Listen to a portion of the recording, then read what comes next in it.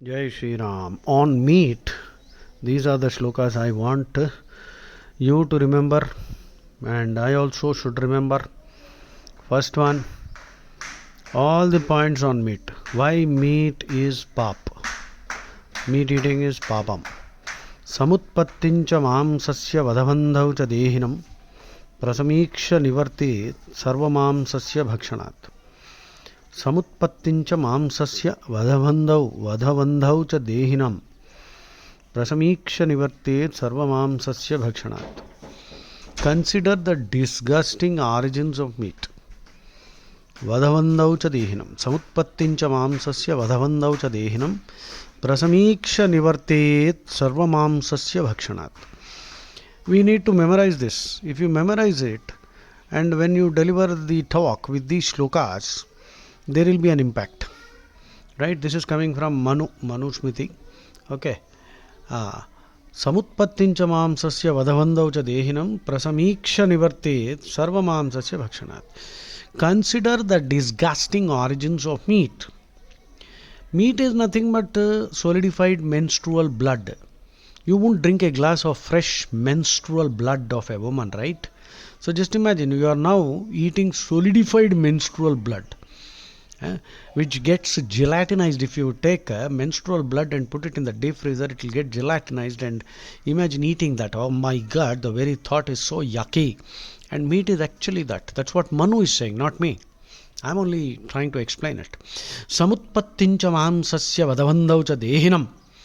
Consider the disgusting, wretched, reprehensible, despicable, utterly yucky, stomach churning. Consider the disgusting origins of meat and the cruelty thereof. Vada vandaucha dehinam. You cannot get meat without cruelty, right? The animal has to suffer, and therefore abstain from all meat eating, and don't get carried away by the stupid rationalizations of many idiots who say that kshatriyas must eat meat, and kshatriyas should actually hunt in order to develop their fighting skills. These idiots have to understand that boxers and wrestlers don't have to kill somebody in order to become better wrestlers, right? So this analogy, this example, this rationalization is again disgusting. Samutpattincha mamsasya vadavandau cha dehinam prasamīksha nivartet sarva mamsasya bhakshanat. Okay, that's the first one I finished. Now, Krishna in the Srimad Bhagavatam 10:51-62. Make a note. Srimad Bhagavatam 10:51-62. Krishna is telling Muchukunda Rishi. Now, very interesting. Muchukunda Rishi. Musi river in Hyderabad was originally called Muchukunda Rishi. Muchukunda Nadi. Now, Muchukunda was the name of a king who participated in the Daivasura Sangramam, and he assisted Indra, and he performed very well. So after doing great work, Indra asked him, what do you want as a reward? He said, I am very tired, I want to sleep. So Indra said, okay. And the boon he requested is that nobody should disturb him when he is sleeping.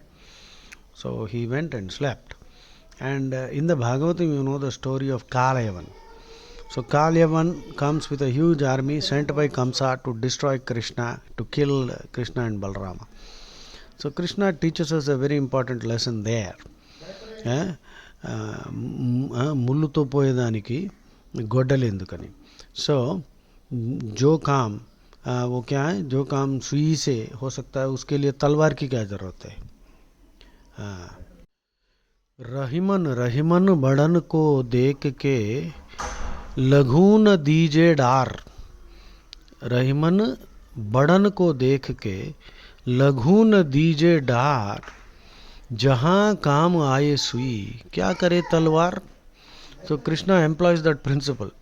He runs away from the battlefield with Kalayavan chasing him and hurling abuses, and Krishna gets into a cave and hides somewhere, and Krishna removes his Angavastram, the cloth which he wears on top of the shoulder, and puts it on Muchukunda Rishi, who has become a Rishi now. He is sleeping. is sleeping nicely. So Kalyavan enters the cave and thinks that Krishna is now sleeping here. He gives him a kick, and Kalyavan wakes up. Muchukunda Rishi wakes up, and he has such spiritual power that one look at this idiot Kalyavan, he is reduced to ashes. So Krishna wins the war without raising a hand. So this is the lesson for all of us. If possible, win the battle without fighting. When all that fails, of course, the ultimate resort is actual fighting. So in everything that is there in our scriptures, there is so much to learn. So now, coming back to the story, Krishna is actually telling Muchikunda Rishi that, see, since you have participated in a battle, and as a king you must have killed many animals also. In a battle also elephants and horses are killed. So for that you have to undertake expiation, atonement. Krishna is saying, you having killed so many living beings have to now atone by surrendering to me, by penance, and eradicate the sinful reactions. Okay. So Krishna is saying, 10:51-62 Srimad Bhagavatam, Krishna is telling Muchukunda Rishi, Kshatra dharma sthito jantun nyavadhir mrugaya adibhir samahitasa tapasa jahi agham madupashritaha. The operative phrase is tapasa jahi agham. Tapasa jahi agham. Through tapas you can expiate, atone for the papam. Agham means papam. Tapasa jahi agham madupashritaha, by surrendering to me. Tapasa jahi agham madupashritaha. So Krishna is directly telling you, so the only way you can atone is by surrendering completely to me. 1866 Sarvadharman Parityajya Mamekam Sharanam Vraja Aham Tva Sarva Papebhyo Mokshayishyami Ma Shuchaha, which is take up Sharanagati, which means don't entertain any sense of doership. Realize you are not the doer, you realize you are not the owner, don't have any expectation of reward, become Krishna's agent. That is 1866. So Krishna is saying that's the only way you can atone. Now the next verse on why meat eating should be completely avoided. Manu says, you see, we all know solicitation is an English word which means supari dena. That means you are, of course the word has many other meanings. Solicitation means begging. Solicitation means when you hire somebody to commit a crime, suborning somebody. So Manu is saying that all people involved in eating meat, everyone, however remotely they are connected with it, are equally guilty of the crime. Anumanta, Vishasita, Nihanta, Kraya, Vikrayi, Samskarta, Chopaharta, cha Khadakaha, Scheti, Ghatakaha. That means one who gives the permission, sells the animal, one who kills the animal, butchers the animal, one who cuts it up, cooks it, serves it, and eats it. All are equally guilty of the crime of murder. So if you are under the impression that you can get away, you are mistaken. Because the laws are very clear. You cannot break these laws. You can break yourself against the laws. So let us continue. You see, this whole recording is on what all you must remember in order to completely avoid all meat eating. So you may not like it. If you are eating meat now, then you please give it up. Anumanta, Vishasita, Nihanta, Krayavikrayi, Samskarta, Chopaharta cha, Khadakaha, Scheti, Ghatakaha, all of them. All. You see, when you give supari or anybody hires somebody to commit a crime, the person who commits the crime and the person who actually co-opts that fellow, suborns that fellow, hires that fellow, all are equally guilty. Okay. So now let us look at the other next shloka. Again, this is coming from Manu. The meaning is, well, first let me read the shloka and let's see if you can also understand. Na krutva praninam himsam mamsam upapadyate kvachit. That means you cannot get meat, obtain meat without himsa. Without violence it's not possible to get meat. That means you have to torture, kill the animal, and this halal killing is even more worse. Our, some smart Hindus started Jhatka method. That means at one stroke the animal is killed. But nevertheless it is killed. The animal wants to live. Who the hell are you to decide to kill? So if you kill, then you have to pay. The karma, the laws of karma is very clear. You can't break those laws. Of course, at least the animal is spared the torture. Whereas the Islamic method is pure torture. The animal has to suffer for 30 minutes. Oh my God, it is terrible. Na krutva praninam himsam mamsam upapadyate kvachit. Nacha prani vadaha swargasya tasmat mamsam vivarjayet. So by killing an animal, you cannot go to heaven. So please stop this nonsense. This is the meaning of that verse. I am reading again. Na krutva praninam himsam mamsam upapadyate kvachit.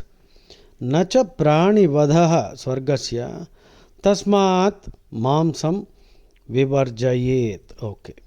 Next, some small ones I am going to quickly read. See, in my red book, I have collected, I call it my dear red book, lot of stuff. So now, Gam Mam Himsir Aditim Virajam, that is a Vedic word. Gam Mam Himsir Aditim Virajam. The cow is inviolable, sacred, do not harm, kill, torture the cow. Goshu bhaktascha labhate yadyadichhati manavaha. Bhishma in the Mahabharata says, Goshu bhaktascha labhate yadyadichhati manavaha. One who serves the cows, Gomata, will achieve, will get whatever he craves for or desires for. Right? So that is the power of the Gomata. The Veda again says, Antakaya go ghatam. So one who kills a cow should be put to death. This is the Vedic injunction. Antakaya go ghatam. Many Hindus in Kerala, are eating beef because they are getting carried away by the propaganda spread by the Islamic apologist, the Christian apologist, the communists, and all this atrocity literature that was generated. So unless they stop, they will have to suffer. You see, what if they have lot of wealth? The families are ruined. There is no family there. They are lot of wealth, because people are of the opinion that just because you have lot of money you can be happy. Not at all. In fact, more money, more misery guaranteed. So Antakaya go ghatam. Next, Stotame go sakha syat. In the Vedas, Brahman, God, is saying, one who is my devotee becomes a friend of the cows. Stotame go sakha syat. Today, fortunately, we have AI. You can just type this Stotame go sakha syat. It will tell you exactly where in Rigveda it occurs. Stotame go sakha syat. Next, Gostu matra na vidyate. This sentence, again Vedic sentence, Gostu matra na vidyate, means the benefit that the cow confers on society is unlimited. Yeah, it is illimitable. That means you cannot really measure. It is immeasurable, so much, and you are going ahead and killing the cow. It is like, if somebody's mother is too old, cannot cook food and serve you, do you mean to say you will sell her away? So it is equivalent to that. That is the sentiment of the Hindu. So there is no argument here. Then next, the Veda says, Gavo Vishwasya Mataraha. The cow is the mother of the entire world. Then in the Rigveda 628, please make a note, Rigveda 628, Go Suktam is there. Go Suktam. Now, I will touch upon the major slokas first. Jnaneshwar composed Jnaneshwari. At the age of 16, he wrote the commentary on Bhagavad Gita. Jnaneshwar Maharaj is called Jnanoba Mauli. Mauli, Marathi, mother. Jnanoba Mauli means mother of all the devotees. Now Jnaneshwar is a male, but that is the devotion that these Varkaris have. In Jnaneshwari, Jnaneshwar Maharaj is saying, he had an epiphany, and in Jnaneshwari he is writing that Krishna himself is saying this. Now listen carefully. Krishna is saying in Jnaneshwari, the ritualists hold that harmlessness, ahimsa, can be cultivated by slaughtering animals in a yajna. See, Krishna is highlighting the irony. If the taking of life is the seed that is sown, how can ahimsa spring from it? If himsa is the seed, from himsa, how can ahimsa spring from it? O Arjuna, how great is the presumption of these ritualists? Huh? Krishna is saying in Jnaneshwari, as written by Jnaneshwar Maharaj. Next, Krishna is saying about medicine. Krishna says, O Arjuna, the whole science of this Vedic medicine is equally strange. In order to save one life, it is prescribing the taking of another.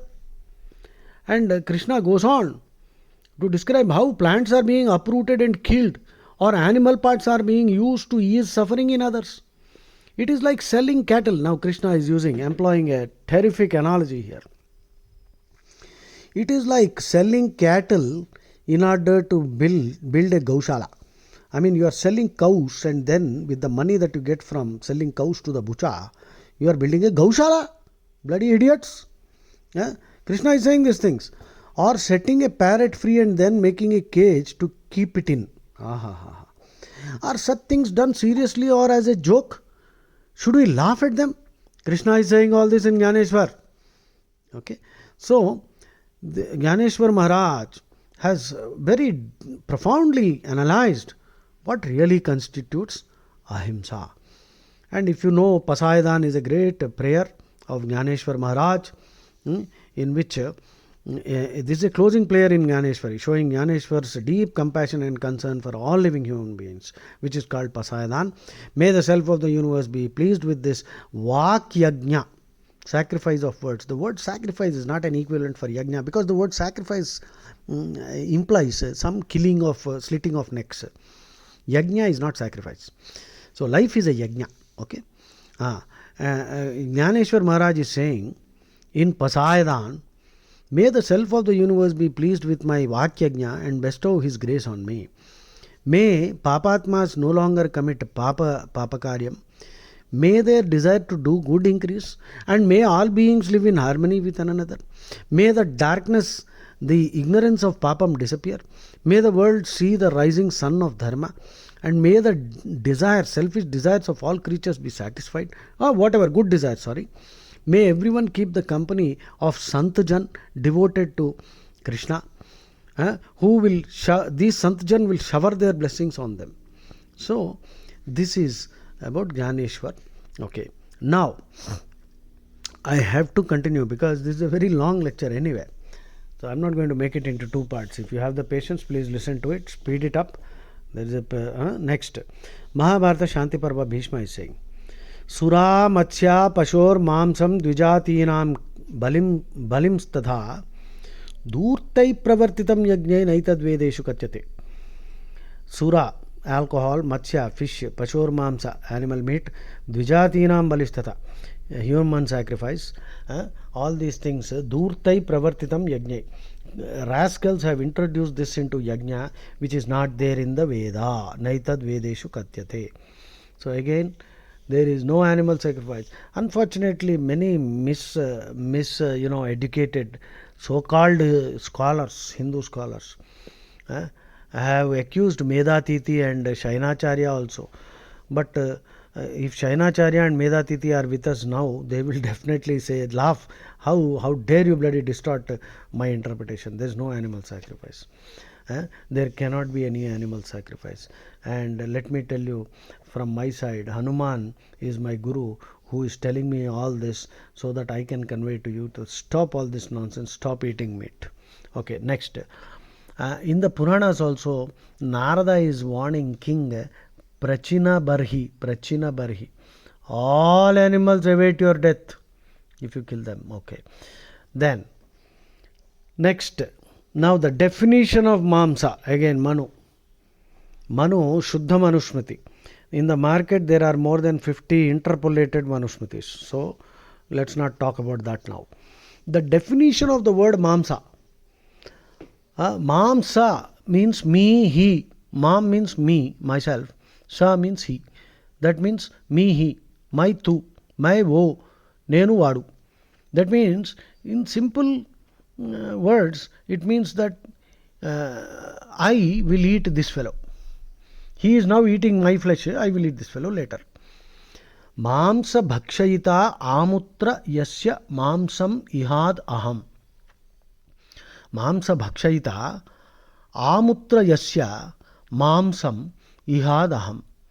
Etan mamsasya mamsatvam pravadinta. Etan mamsasya mamsatvam pravadanti manishinaha. Manishinaha means the wise. So, the wise defined mamsa etymologically as mamsa bhakshayita amutra yasya mamsam ihad aham. That means this fellow is eating my meat now. Later I will eat this fellow's meat. So the animal will be reborn. Manu actually says in another verse that as many hairs on the body of the animal, so many times will you be born and be slaughtered. So if you kill and eat. So it's a terrible indictment. Okay. Next. Next let us see. Swamamsam paramamsena yo vardhayitum ichhati tato anyo na asatya apunyakrut. By eating another's meat, if one aspires to grow his flesh and meat, then there is none worse than this fellow. Swamamsam paramamsena yo vardhayitum ichhati tato anyo na asatya apunyakrut. Okay. Next, one more subhashita. Gruhaskatasya no vidya. If one is concerned about house, running a house, then he cannot get vidya, study. That is why students have to go to Gurukula, stay with the teacher and learn. So, gruhaskatasya no vidya. No daya mamsa bhojinaha. One who eats meat has no compassion. The people are keeping pets, dogs as pets, and they say that they are animal lovers, but they are eating chicken and meat. What kind of nonsense is this? What kind of irony is this? If you save a tiger, you are a wildlife enthusiast. If you save dogs, you are a dog lover. But if you kill a cow, if you save a cow, you are a Hindu fanatic. This is the state to which we, and many foolish Hindus are eating beef also. No, you can go ahead and eat it, but you will pay. I have no objections. I am trying to tell you what I have learned from so many scriptures, because I feel, after all, we are all eternal companions. If I can make a difference to you. I too made the mistake of eating meat, but I have given it long ago. More than 15 years have passed, I am not. So, when you are ignorant, when you are not aware, you have done something well to a certain extent, that is okay, but you will have to pay. But once you understand the truth, even then if you continue with your stupid rationalization, then the punishment will be severe. Next. Gruhaskatasya no vidya no daya mamsa bhojinah dravya lubdhasya no satyam. One who is bloody greedy for money, he will tell lies. Strainyasya no pavitrata. A womanizer will not be chaste. So that is one subhashita. Okay. Next. Next again from Mahabharata. See, in every creature, Krishna resides, Rama resides in the heart. This is said several times in every Purana. In Bhagavad Gita, Krishna says, Ishvara sarva bhutanam hrideshe arjuna tishtati brahmayan sarva bhutani yantrarudhani mayaya. That means the Lord is sitting in our heart. He is there. Ishvara sarva bhutanam. When the Lord Krishna Rama is seated in the heart of every animal, how can you kill that animal and eat it? Don't you realize that? So, panchendriyeshu bhuteshu sarvam vasati daivatam aditya chandrama vayu brahma pranakrut yamaha. So, these all devatas reside in every animal. So, again, You cannot kill, should not kill. Shankaracharya in Prashnottara Ratnamalika, he asks several questions and provides answers. One of them is Kim Satyam? The answer is Bhuta Hitam. Kim Satyam? Bhuta Hitam. That means be a friend of all. Okay. Now, next, Manu 287. Manu defines who is a Brahmin. He says, of course, a Brahmin is one who chants mantras, does japa. But whether he does that or not, a Brahmin is one who entertains friendship towards all creatures. Sarvabhuta Maitri Bhava. 287 Manusmriti. Japye naivatu samsiddhyet. Japye naivatu samsiddhyet. Brahmano na atra samshayah. Kuryadanyad nava kuryad maitro brahmana uchyate. So, Japye naivatu samsiddhyet. Brahmano na atra samshayah. Kuryadanyad nava kuryad maitro brahmana uchyate. Some additional points I would like to add here. This entire recording is about why we should give up meat eating. Global warming is because of deforestation. Deforestation is being done in order to create pasture land so that fodder can be grown for meat. So, the global warming is also because of meat eating in the world. You can do your own research and find out. Okay. Footprint, water footprint of meat. Beef 1 kilo is 50,000 liters. So, there is already severe shortage of water. Chicken, the water footprint is some 5,000 liters. Mutton, it is some 6,000 liters. Rice is 2,000 liters per kilo. Wheat is 1,500 liters per kilo. For every vegetable, about 200 liters of water per kilo. So, from the perspective of water footprint also, eating meat will be a crime. Some idiots will try to argue that what I eat is none of your business. No. What you put on your plate can actually kill me. If you think you can eat beef, you are mistaken. You are a criminal.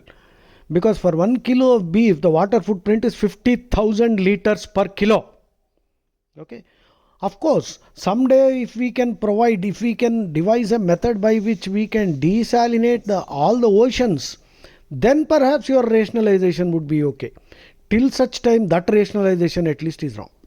Of course, when other reasons are there, why you should not eat meat. Okay. Eating meat is the grossest form of spiritual ignorance. Okay, that's one more point. Next, our stomach cannot become a graveyard. Next, 70% or so of all the diseases are caused by meat eating. Okay. Go to a poultry farm and see the utter misery. How male chickens are crushed alive and how their beaks are cut without any. The pain is terrible. Go to an abattoir, a slaughterhouse, and see what the animal is going through. Do you think Krishna is going to spare you?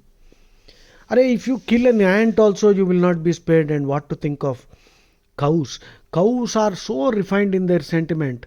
Cow comes closest to a human being in sentiment. Next. So, and now let's talk about the intestines. Carnivores, the intestine is very small, so that, because meat rots fast in the body, so carnivores have a smaller intestine. The human being has an intestine length which is very long, similar to a herbivore. One more reason why you should not eat meat. So forget all the interpolations. Interpolations are there in Mahabharata, Ramayana, everywhere.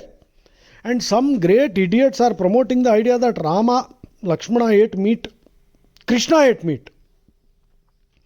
They should beg forgiveness from Rama and Krishna and also apologize to the whole of the Hindu community. See, I don't want to enter into that discussion. I'll quickly give you one sledgehammer blow. Sledgehammer counter to this. Sammeta. In Telugu it's called Sammeta. Lohar ka hatoda. Lakshmana killed Indrajit. Indrajit entertained a boon that he could be killed only by his father-in-law, who should have starved himself, not eaten food for 12 years and also not slept. Okay, and brahmacharya. So Lakshmana killed Indrajit. So the question is Lakshmana Indrajit's, Meghanath's father-in-law? Yes. Lakshmana is Adisesha. Adishesha's daughter Sulochana Devi was married to Indrajit. That's it. So if Lakshmana actually for 14 years he did not eat or sleep. And now how could Lakshmana have ended up eating meat? Huh? So this example is sufficient. And Rama uses the word Amisham. So there are other examples also. Hanuman says, Na Mamsam Bhunkte Raghava. There's so many things. Let us not get into that discussion. Some so-called Pravachanakartas are promoting the idea that Rama, Krishna, Lakshmana ate meat. These fellows are committing a great papa. Next what point? In the Bible also, one of the commandments is thou shall not kill. Now that has been interpreted as thou shall kill. Actually, a true Christian should be a complete vegetarian because the commandment is thou shall not kill. But they are killing. They are killing everyone. Forget animals, they are killing everyone. But the rule is very categorical. There are no, provisions or conditions that thou shall not kill. Example, you can kill this. Nothing like that. Thou shall not kill is a categorical imperative. Okay. If God is the father, do you think a father will allow one child to kill another child and eat it? No. So again the logic fails. Okay. Every animal loves life and it has a family. Can you squeeze, throttle, strangulate the chicken yourself? No. You think by by getting someone else to commit the murder you can escape? No, that we have already discussed. So can you kill the mother goat while the kid goats are watching? Can you kill the mother chicken while the baby chicks are watching? No. So what kind of nonsense is this? Just because you are a slave of the taste. Manu also says that yes, meat is the tastiest of all foods. So, but giving up meat is equal to doing 100 Ashwamedha. Ashwamedha does not mean killing horse. Another idiotic idea. Rashtram va Ashwamedha Agnirashvaha Annam hi gau Ajyam Medha Shatapada Brahmana. Ashwamedha, Rashtram va Ashwamedha, developing the country, agriculture, spreading expanding the kingdom, developing infrastructure, spreading knowledge, education. This is called Ashwamedha. Ajyam Medha. The oblation is your intelligence. That means use your intelligence to understand how to contribute to the welfare of mankind. Rashtam va Ashwamedha. Agnir Ashwaha. Agni is Ashwa. Agni represents mind. Agni represents knowledge. So, if your mind is like a horse, that means very energetic and illuminating. So, fire can burn, fire can illuminate. Use your intelligence. And Annam hi gau. Food is compared to the cow. Annam hi gau. Ajyam Medha. So this is the actual meaning of Ashwamedha. Of course, some idiots have slaughtered horses, but because they have done it in their ignorance. So that doesn't mean that you will start going and doing that. Ashwamedha does not mean killing horses. Gomedha does not mean killing cows. Because Medha Devi Saraswati. Is Saraswati Devi teaching you how to slaughter animals? Medha is also the name of many educational institutes. Medha Institute, Medha College. So you mean to say students are being taught how to slaughter animals there? So Medha Suktam is there in the Vedas. That is a prayer to God to enhance our intelligence. It does not mean you are asking God, please teach me how to slit the neck of an animal. So many idiots have interpreted in this way. And finally, I will conclude this long discussion. Lakshmana said, Krutagne nasti nishkriti. That means for every papam there is an atonement or expiation, but for the papam of ingratitude there is no expiation. Remember, our body exists because we are indebted to so many creatures. The Subhashita goes like this. Paropakaraya phalanti vrukshaha, paropakaraya vahanti nadyaha, paropakaraya duhanti gavaha, paropakarardham idam shariram. The very fact that you still have a body and you are 20, 25, whatever age, That means you have eaten so much food, you have paid, but have you fully paid? No. So our lives are under a mountain of debt. We are indebted to innumerable humans, animals, trees. So the most spiritual sentiment is living with the conviction that our task is to pay back to the whole of creation. So harming others and killing others and exploiting others is the worst kind of spiritual ignorance. So kritagne nasti nishkriti. For any other papam there can be expiation, but for the papam of ingratitude there is no expiation. That's what Lakshmana told Sugriva.